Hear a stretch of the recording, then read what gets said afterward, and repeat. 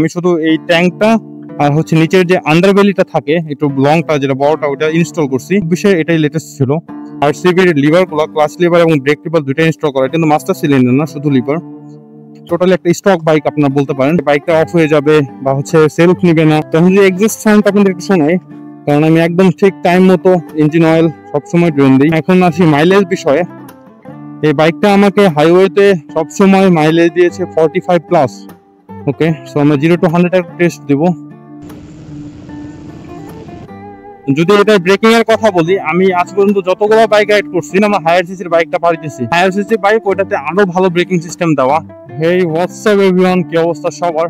আশা করছি সকলে ভালো আছেন। Welcome back to my Facebook page and YouTube channel. তো আজকে মূলত ভিডিওটা অন করলাম যে অনেকদিন ধরে ভিডিও বানাই না, আর আজকে শেয়ার করব আপনাদের সাথে এই 30K প্লাস রাইড করা এই আমার R15M BS7 এডিশনের সাথে।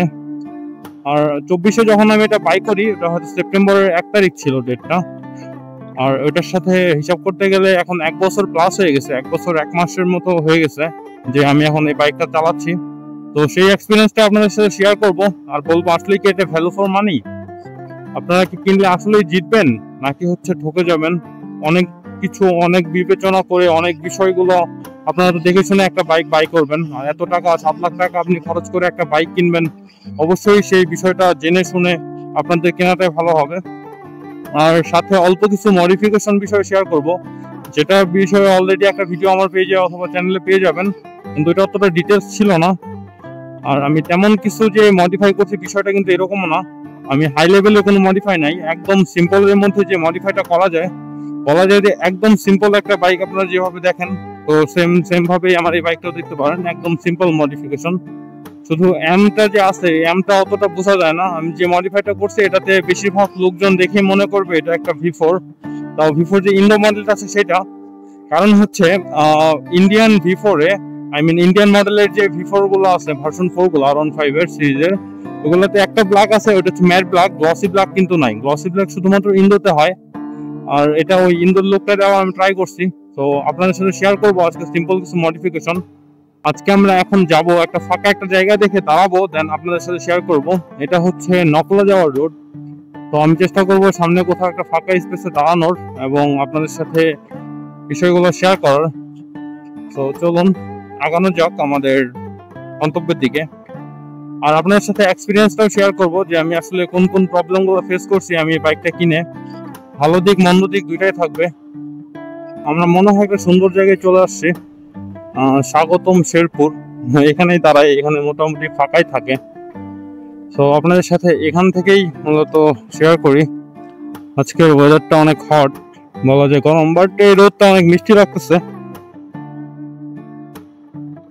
এটা হচ্ছে মূলত আমার যে বাইক, সেটা আপনারা অলরেডি অনেকেই চিনেন, আবার অনেকেই চিনেন না, যেহেতু লং টাইম পর ভিডিও দিচ্ছি। এখন থেকে চেষ্টা করবো রেগুলারই ভিডিও দেওয়ার। সিম্পল মডিফিকেশনের বিষয় বললাম, সেটা আপনারা বলতে পারেন যে কি কি। আমি তো এর আগেও বলেছিলাম যে আমি শুধু এই ট্যাঙ্কটা আর হচ্ছে নিচের যে আন্ডারবেলিটা থাকে একটু লংটা যেটা বড়টা ওটা ইনস্টল করছি। সো এই দুইটা জিনিসে ইনস্টল করলেই কিন্তু আমার যে কার্বন এডিশন ছিল, কার্বন এডিশন শুধুমাত্র এই স্টিকারটা দেখে বোঝা যাবে। আর এখন বর্তমানে 25-এর যে কার্বন এডিশনটা বের হয়েছে সেটা হচ্ছে কার্বন ড্রাই করে দিছে একদম পুরো এগুলো জায়গায়, বাট 24-এ এটাই লেটেস্ট ছিল। এখন বলতে পারেন এই দুইটা ছাড়া আরো কিছু আছে। আমার আগে ব্ল্যাক হোয়াইট ছিল, এটা অনেকে আপনারা দেখছেন, বাট এটা আমি হোয়াইট করে নিয়েছি। হোয়াইট করলে লুকটা আরো অনেক সুন্দর দেখা যায়। দেন হচ্ছে আর আরসিবির লিভার গুলো, ক্লাচ লিভার এবং ব্রেক লিভার দুটো ইনস্টল করা, কিন্তু মাস্টার সিলিন্ডার না, শুধু লিভার। সো এটা অনেক ভালো পারফরমেন্স দেয়, খারাপ না। আর হচ্ছে আর তেমন কিছু নাই। আর পিছনে জাস্ট এই সিএনসির যে নাম্বার প্লেট হোল্ডার সেটা, তাছাড়া কিন্তু আমার গাড়িটা টোটালি একটা স্টক বাইক আপনারা বলতে পারেন, যে একদম একটা স্টক বাইক যেটাতে থাকে সবকিছু কিন্তু এটাতে আছে। আর হচ্ছে মক্সি লাগানো আছে শুধুমাত্র ডিআর গুলো ইয়া করার জন্য, উপর হচ্ছে পলি করা। সো এতটুকুই। আর আমার গাড়িতে তেমন কোনো মডিফিকেশন নাই, শুধু আমার চেঞ্জ করা লাগছে টায়ার গুলো। যেহেতু আপনাদের বলছি যে আমারটা হচ্ছে 30K প্লাস চালানো বাইক, আমি যে কতগুলো ট্যুর দিছি এই বাইকটা নিয়ে, ইচ্ছা আছে সামনে আরো ট্যুরে যাওয়ার। আপনাদের দোয়া ইনশাল্লাহ যাব। এখন আসি পারফরমেন্স বিষয়ে। আমি যে এই 30K পর্যন্ত বাইকটা চালাইছি, আজ পর্যন্ত কোনো জায়গায় কখনোই কোনো প্রবলেম পড়ি নাই যে হইতেছে বাইকটা অফ হয়ে যাবে বা হচ্ছে সেলফ নিবে না। এই দেখুন, এখন আমি সেলফ দিব, দেওয়ার আগে সেলফ নিয়ে নিবে। এই যে অলরেডি স্টার্ট হয়ে গেছে। তো এখন যদি এক্সস্ট সাউন্ড আপনাদের একটু শোনাই,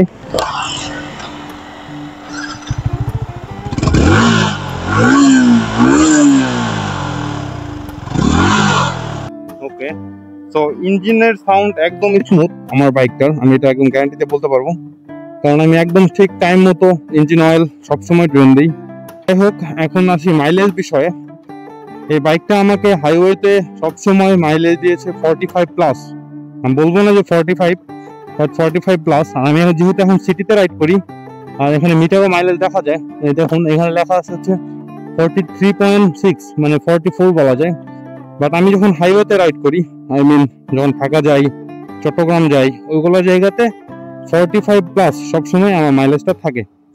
আর নতুন অবস্থায় আরো বেশি পাইতাম, 50+ পাইতাম। আপনাদের রাইডের উপরে অ্যাকচুয়ালি ডিপেন্ড করে মাইলেজটা।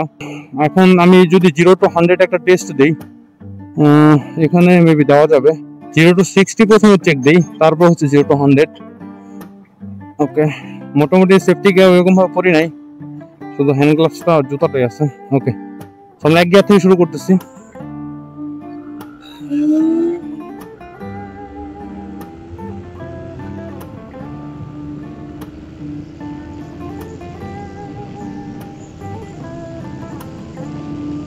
ওকে, তো আমরা রাত চালাবো না, হয়তো আমাদের 100 ক্রস হয়ে গেছিল।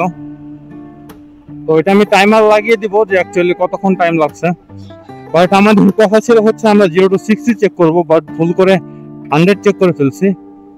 তো যাই হোক, আমরা আবার একটা ট্রাই দিব, একদম 0 থেকে 0 to 60 একটা ট্রাই হবে।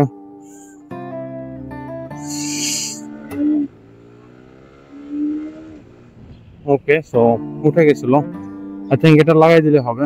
সো 0 to 60 জানি না কতক্ষণ টাইম লাগলো, এটা আপনারা, আমি ইয়ার টাইমার লাগিয়ে দিব, তো তখন চেক করে নেবেন যে অ্যাকচুয়ালি কতক্ষণ টাইম লাগছে। আর গাড়ির পারফরমেন্স বিষয়ে আমার আর কিছু বলার নাই। আমি তো অনেক গাড়ি রাইড করছি, এমন না যে গাড়ি রাইড করি না। এখন থেকে আমি রেগুলারই চেষ্টা করব এই গাড়ির সাথে অন্যান্য গাড়ি যেগুলো আছে ওগুলো কম্পেয়ারের যে ভিডিওগুলো সেগুলো দেওয়ার। আর হচ্ছে যে যদি এটা ব্রেকিং এর কথা বলি, আমি আজ পর্যন্ত যতগুলো বাইক রাইড করছি এটার মতন স্মুথ ব্রেকিং সিস্টেম আমি অন্য কোনো বাইকে ওইভাবে দেখতে পাইনি। আর আমি যে বলবো সব বাইক রাইড করছি বিষয়টা এমন না, আমি এখন পর্যন্ত সিপিআর রাইড করি নাই। তারপর আমাদের যে KTM 125 যেটা আছে বাংলাদেশে অ্যাভেলেবেল, সো ওইটাও রাইড করা হয় নাই। আমি ওদের জন্য বলতে পারবো না যে ওদের ব্রেকিং সিস্টেমটা কেমন, বাট ওদেরটাও অনেক ভালোই হওয়ার কথা। তবে সামনে যদি কখনো পাই আমি চেষ্টা করবো নিয়ে আসার। আর হচ্ছে যদি এখন বলি যে আমি আজ পর্যন্ত যতগুলো রাইড করছি বাংলাদেশের, GSX-R বলেন, জিক্সার, তারপর আরো যে বাইকগুলো আছে 4B, এগুলো সবগুলোর সাথে ব্রেকিং এর কথা বললে ওদের ABS গুলো আমি চালাই দেখছি, ওদের ABS-টাও একটু ওইরকম যে স্মুথনেসলি বিষয়টা, মানে ব্রেকিংটা জমাবে ওইটা জমাইতে পারে না যতটা ইয়ামাহা পারে। ইয়ামাহার V3 বলেন আর V4 বলেন, যেটাই বলেন, এদের ব্রেকিং সিস্টেমটা অনেক ভালো। আর এর তো আরো অনেক, সেম ব্রেকিং সিস্টেম হইলেও এটার ব্রেকটা ধরে অনেক মজা, যে অনেক স্মুথলি কাজটা করবে, আপনাকে বুঝতে দিবে না, একটা ঝাঁকুনিও মারবে না যে ABS-টা ওইভাবে ঝাঁকুনি মেরে মেরে কাজ করতেছে। কিছু কিছু বাইকে দেখছি লাইক 4B-তে একটুটা প্রবলেম করে।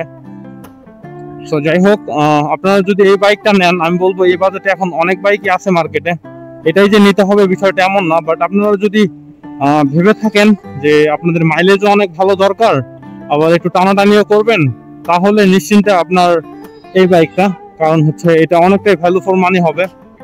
আর যদি আপনারা বলেন যে এখন আমি এই সেম বাজেটের বা এই বাজেটের চেয়ে কমেও কিন্তু আমরা হায়ার সিসির বাইকটা পাইতেছি, তো আপনারা এটা পাবেন, বাট যে তখন মাইলেজের দিকটা কম্প্রোমাইজ করতে হবে, আর কোনো বিষয় না। আর কোনো বিষয় বলবো না যে আমি ওটা খারাপ, কারণ যেহেতু হায়ার সিসি বাইক ওটাতে আরো ভালো ব্রেকিং সিস্টেম দেওয়া। তো যাই হোক, আজকের ভিডিওটা এখানেই শেষ করব।